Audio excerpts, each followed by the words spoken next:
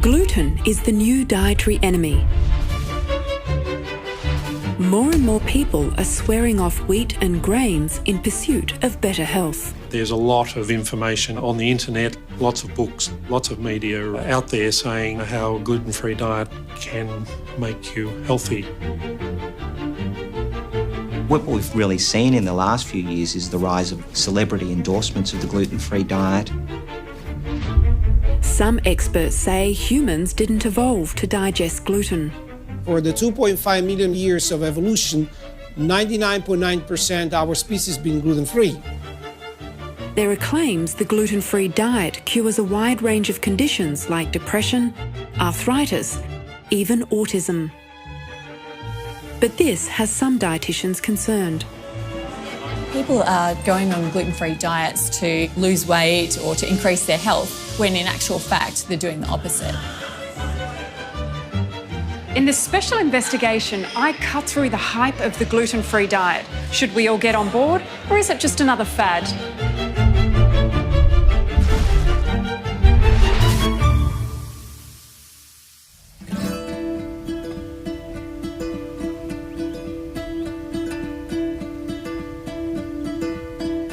This is Australia's wheat belt, the food bowl of our nation, and the heartland of a multi-billion-dollar industry.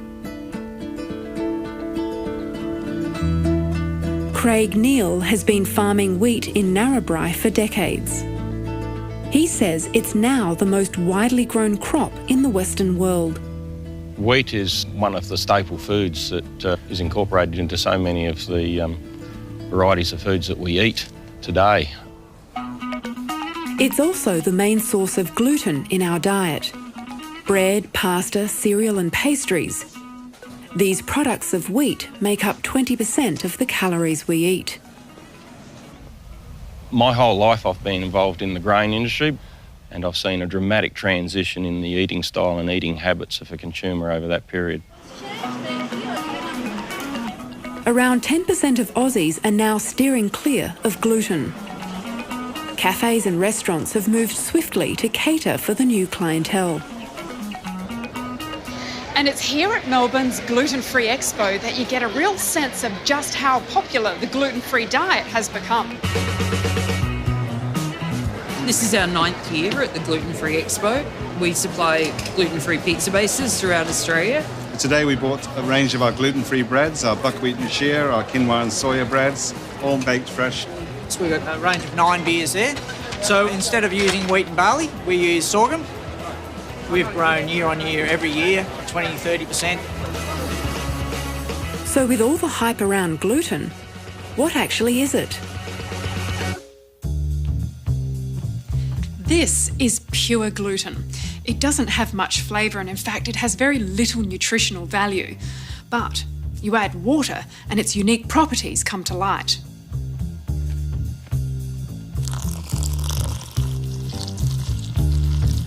Gluten is a protein made up of 2 molecules, glutenin and gliadin, which form an elastic bond in the presence of water.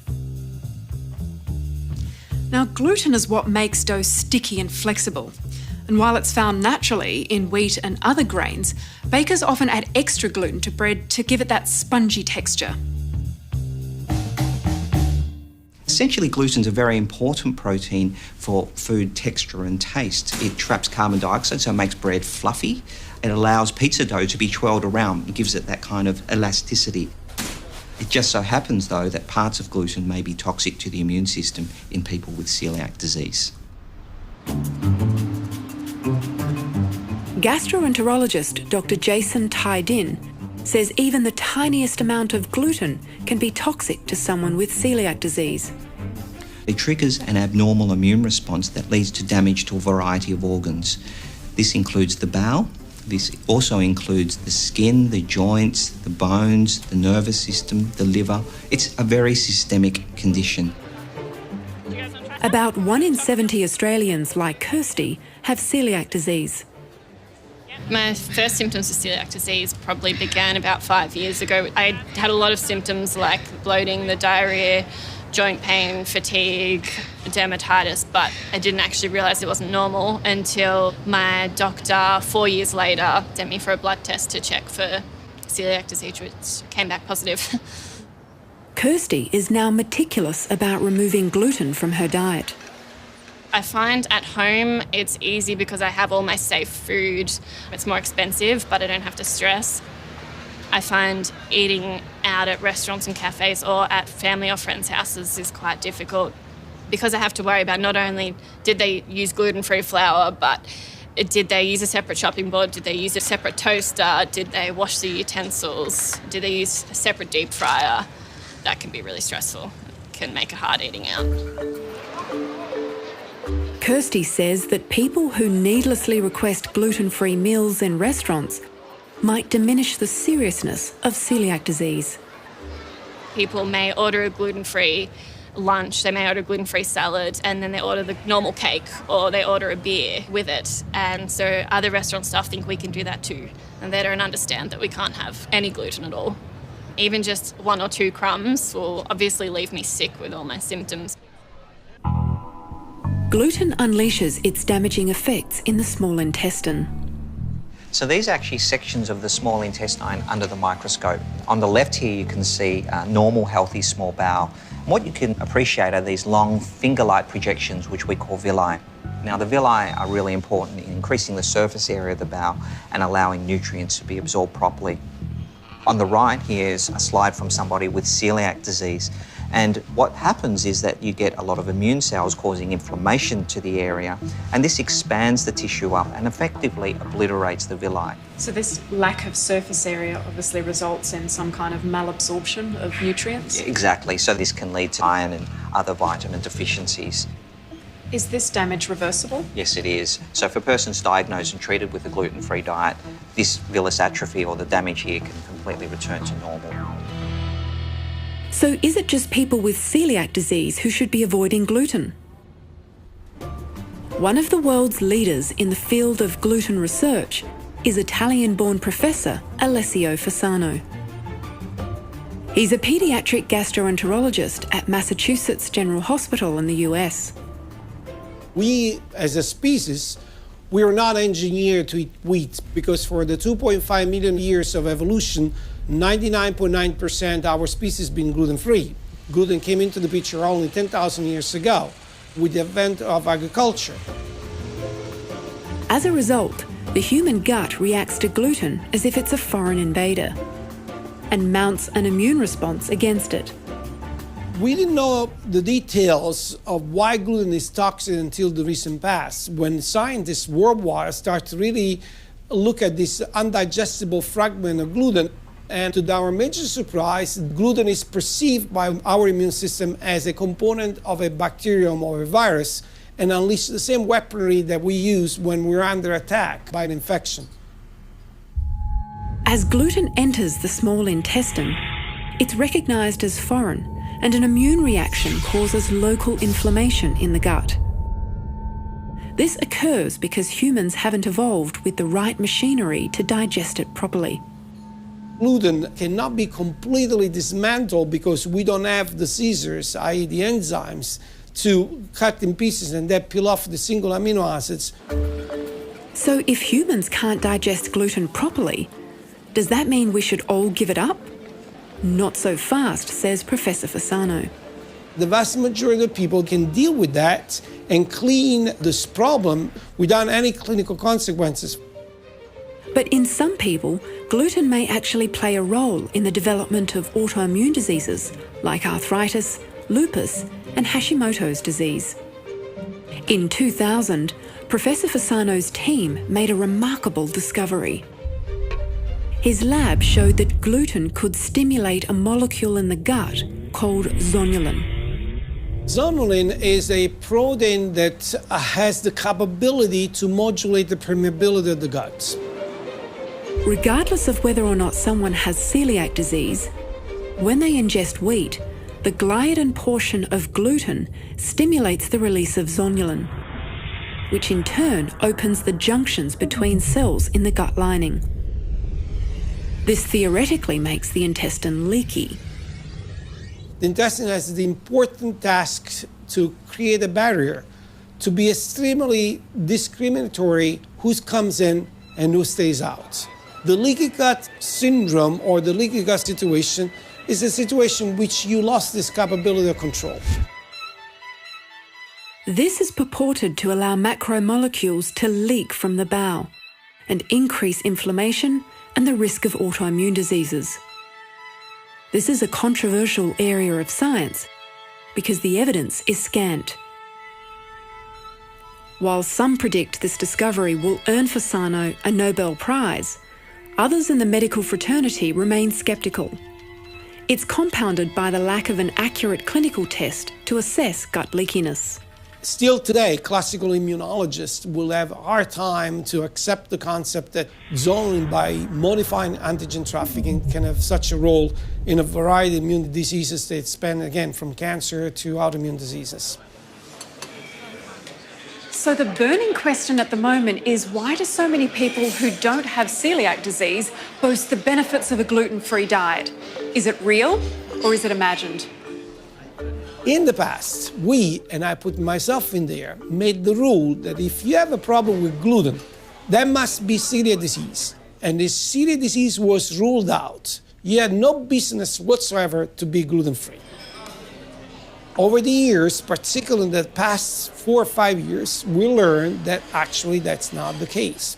There are many people, they feel miserable when they eat gluten-containing food without being celiac.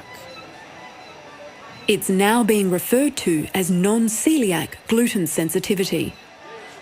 So non-celiac gluten sensitivity is the term used to describe people who believe that gluten makes them unwell, makes them sick, but that they've had celiac disease appropriately excluded. While it's still controversial, Dr. Tai Din says it's gaining acceptance among medical researchers. This is an area where personal experience and anecdote really trumps the medical evidence that's emerged. And when people feel better going gluten-free, it's a very compelling argument that it's actually helping them. Many people, when they go gluten-free, report that their tummy upset has settled down, they have better energy levels, mouth ulcers disappear, their aches and pains have gone, and often that they've lost some weight. Sometimes parents of children with autism will find that the gluten-free diet may help their behaviour, or patients who have other autoimmune diseases might find it helps with their joints. But when you look at actual controlled studies, of which there have been very few, that kind of benefit hasn't been borne out. So I don't want to say that there's no benefit. We just haven't yet been able to conduct the studies to show that with good scientific proof that it's happening. Dr. Tai Din says research into other components of wheat may provide the answers. What we see here is the structure of a wheat kernel, and you can see the major protein is obviously gluten, and this is responsible for celiac disease and some cases of wheat allergy. But what's striking is that there's a whole range of other proteins as well as carbohydrates. So, for instance, albumins and globulins have been causes of wheat allergy, and these amylase trypsin inhibitors are now being implicated in causing inflammation in the intestine, and might be potentially a basis for some wheat sensitivity in some people, and certainly studies are underway. So it's quite likely that someone who thinks they're gluten intolerant might not be. They're actually intolerant to other things in wheat. Exactly right. So what we're seeing is that there's not just gluten, there's all of these other proteins and also the carbohydrate components, particularly the fructans. And when people go wheat-free, it's very possible that much of the gluten sensitivity problem is related to these other non-gluten components.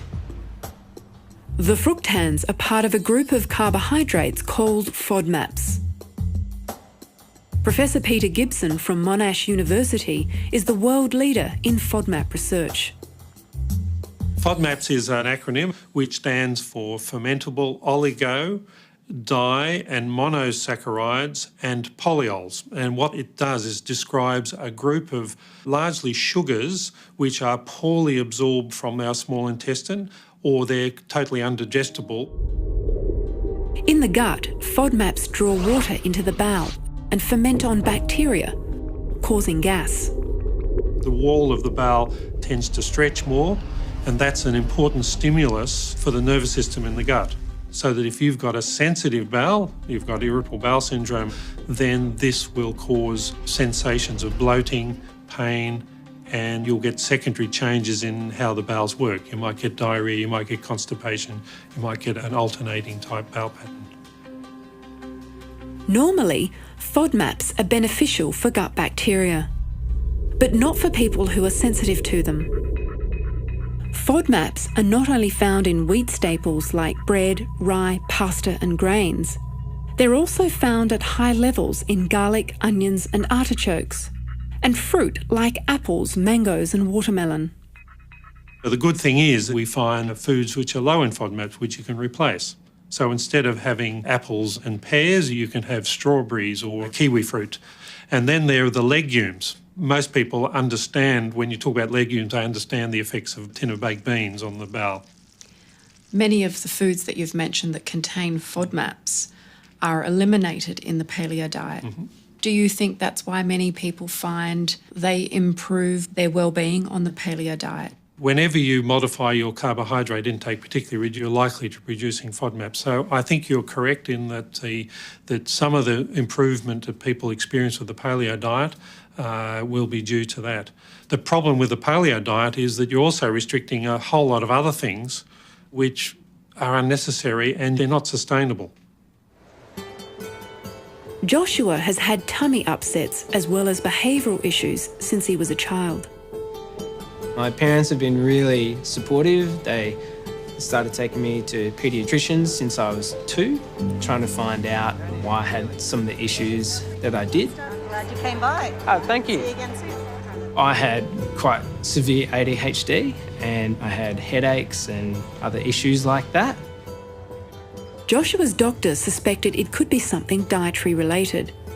Not knowing whether he was intolerant to gluten or FODMAPs, Joshua was put on a gluten-free diet. His gut problems and his ADHD symptoms improved dramatically. Joshua assumed that he had celiac disease, but never had a definitive diagnosis.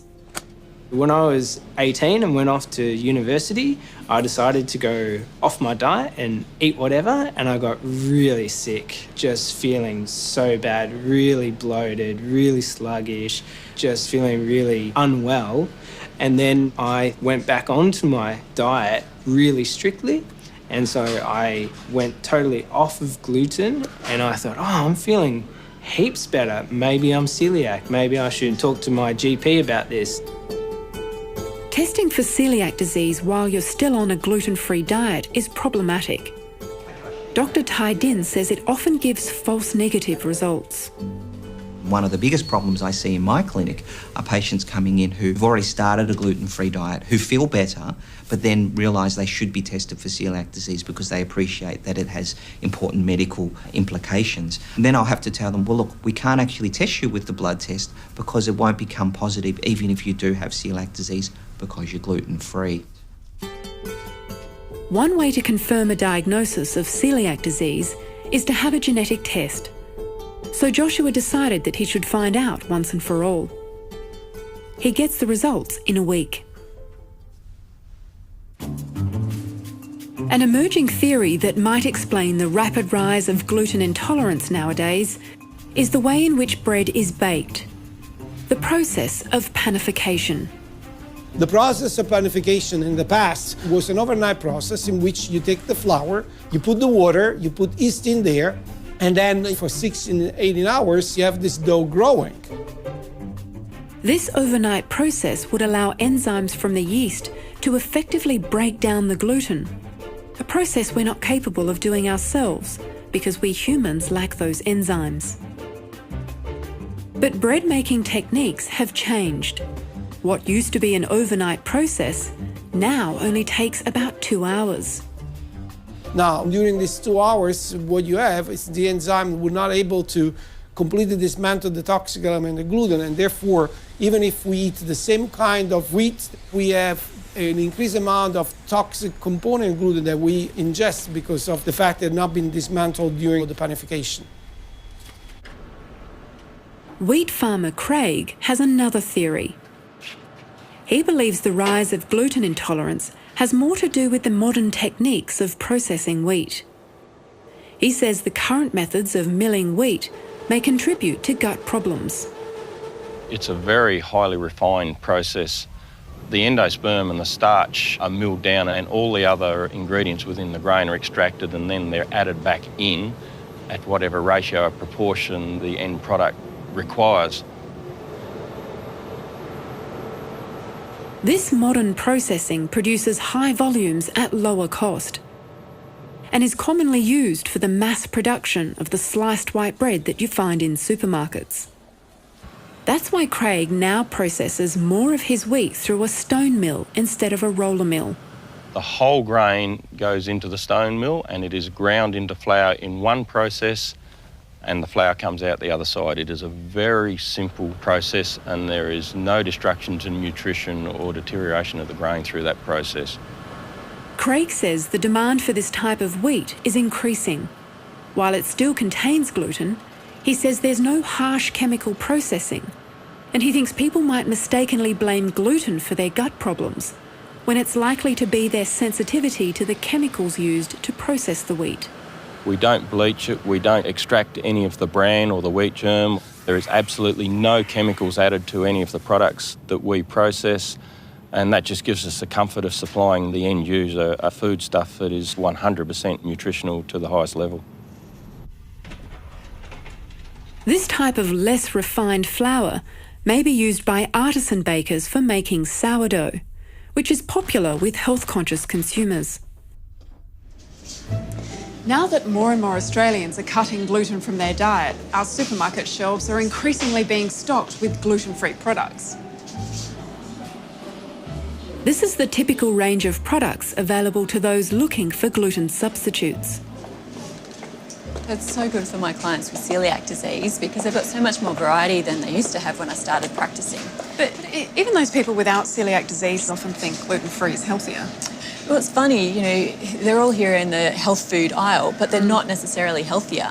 And in fact, what you find that if you grab something like the pancake mix, if we compare the standard pancake mix here per 100 gram, we're looking at about 840 kilojoules. So this one's close to 1,400 kilojoules, so close to double. Yeah, so often when they remove the gluten, they have to add in additional fat and sugar to make it more palatable. Yeah, so gluten-free, not always healthier. Definitely not. Dietitian Melanie McGrice says people without celiac disease who insist on going gluten-free put their health at risk.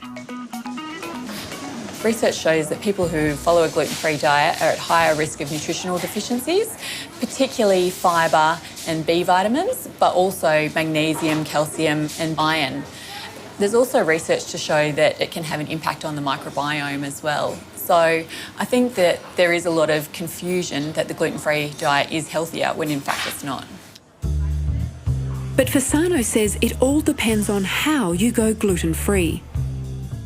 If you intend to go naturally gluten-free, so you don't use any substitutes, so you eat only fresh fruit, fresh vegetable, meat, fish, nuts, what you do is to embrace the diet that our species evolved with, and you're going to lose weight and you're going to feel great. But if you are talking about a gluten-free diet in which you indulge with gluten-free pasta and cookies and cakes and bread and beer, you will come back to my clinic, as many people with celiac disease they do, complaining that they gained 20 pounds since I saw them the previous time. Why? Because you substitute gluten with fat and sugar.